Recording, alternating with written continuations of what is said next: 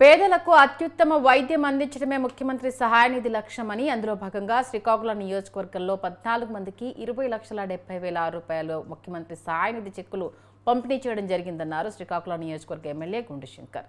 శ్రీకాకుళం విశాఖ ఏ కాలనీలో ఉన్న పార్టీ కార్యాలయంలో ఈ చెక్కుల పంపిణీ కార్యక్రమంలో ఎమ్మెల్యే పాల్గొన్నారు. సీఎం చంద్రబాబు నాయుడుకు సిఫార్సు చేసిన వెంటనే సహాయ నిధి నుంచి ఆర్థిక సహాయం అందించడం ఓ గొప్ప విషయమన్నారు. పేదలకు అత్యుత్తమ వైద్య సేవలకు రియంబర్స్మెంట్ చేయడం జరిగిందన్నారు. గతంలో ఎన్నడూ లేని విధంగా నియోజకవర్గాల్లో ఒకేసారి ఇంతమందికి చెక్కులు పంపిణీ చేయడం ఇదే మొదటిసారి అని అన్నారు.